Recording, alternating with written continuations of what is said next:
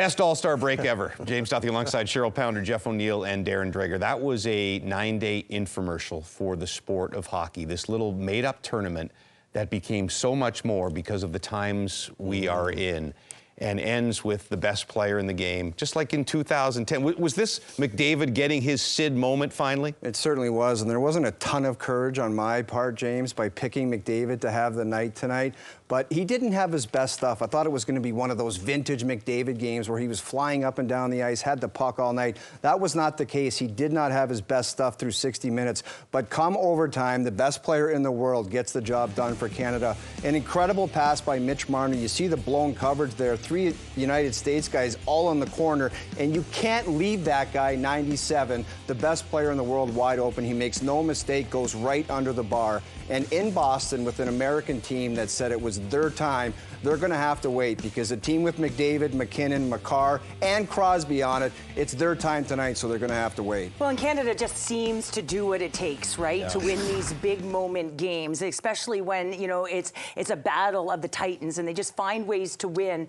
But I also really liked John Cooper's adjustments in this game, right? He elevates Mitch Marner, recognizing that he's really dancing with that puck. He's feeling it, and he's doing what he does best in terms of his distribution, and also recognizes that McDavid is not getting the puck touches that he's used to, that he needs to be a real impact player within the game. So now all of a sudden, add in Mitch Marner, a guy that knows how to pull coverage to him to open up the seams, and he delivers a gift to McDavid in the slot, who buries it. You know, with McDavid in the slot like that, I mean, I can't believe he's wide open, but a guy like that, big game on the line, buries it. But I loved the adjustment of John Cooper. Just felt like it was the right time, sometimes to take gambles, but it's the adjustments and the recognition in game, and it worked. You know, just purely a manufactured international event. I mean, that's what the Four Nations face-off is. And, you know, you look ahead, you've got the Olympics around the corner, followed by the World Cup of Hockey. But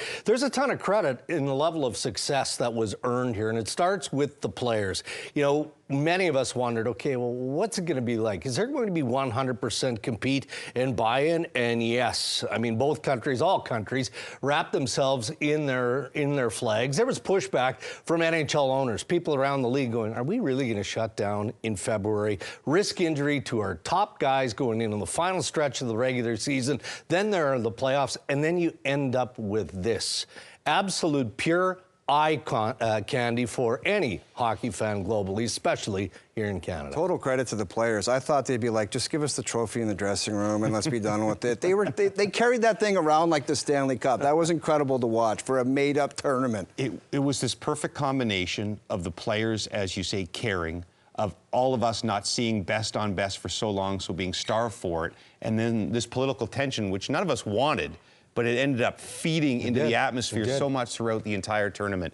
The biggest question for Canada, not just coming into this tournament, but for the last few years, has been goaltending. When we finally got to best on best, who would be the guy? There was controversy when they named the 3 guys who would play. There was controversy when Jordan Binnington was named the starter. There were doubts throughout the tournament whether he was still the guy after he let in some softies, and he ends up with his heroic, nation-saving performance and maybe the game of his life. And he made his coach look like a genius, because throughout the whole tournament he kept saying, I have belief in this guy in the biggest moments. And the only way I could describe his play leading up to this was he was breaking even. He would have some great saves during hockey games, but then there would be that leaky one. And you kept saying, if this happens again in this game, it's going to cost them the hockey tournament. But he didn't. He got the job done in overtime. He made some spectacular saves. This save on Austin Matthews, he never misses that from that in tight. And Jordan Binnington gets across, and the next one is incredible. Brady Tkachuk with an open net, and he flies across. He looked a little slippery in the net early in the hockey game.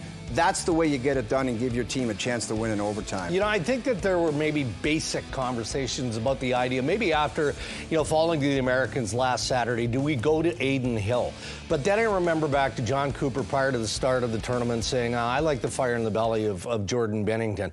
And maybe it takes a Stanley Cup champion coach to recognize, again, that level of compete and what it takes to just push through some tough times. And we know historically that Jordan Binnington runs hot, right? His wires will touch. But he found a way to channel it in this event. And when Canada needed him to be at his best, he was there. Yeah, he looked a little bit calmer, didn't he, between the pipes? And when you think about John Cooper just having that winning mentality, there's also that recall button for Jordan Binnington in that building, Game 7. And I think confidence really is intrinsic. It comes from within you. And I really believe that Jordan Binnington believes in himself as well, knowing that John Cooper also believes and trusts in him over the course of this tournament. And I thought that confidence showed in his play just how aggressive he was in his crease. I mean, you saw him well above the paint, challenging shooters one-on-one, saying, listen, if you're going to beat me, you better beat me one-on-one. And, of course, the cleaning up back door were the defensemen. That's a lot of trust. 2019 when he won the Cup, that was a long time ago. To say that he could still do this after that many years, that's a lot of trust. He's not one of the best goalies in the game, but he might be one of the most clutch goalies in the game. Yeah. So, look, I think we came in and maybe we thought there'd be a decisive win either way and you could declare that this is the best hockey nation. These two teams are so close. I think we said before overtime, I'm not sure you can make a decision either way. But Canada just keeps finding a way. You said it, the Americans came in saying, this is our time. They were basically quoting Miracle. And it's not their time. Canada's now won 4 to the 5 last best on best finals when they've met each other. And how does Canada always seem to find a way in these situations? I think Canada's used to pressure. Well, the Americans playing these games Yeah, too. but I think when everyone's gunning for you because you're expected to win, because you have won, you wear that pressure. You put the jersey on, and you recognize the timeliness of what you have to do what it takes.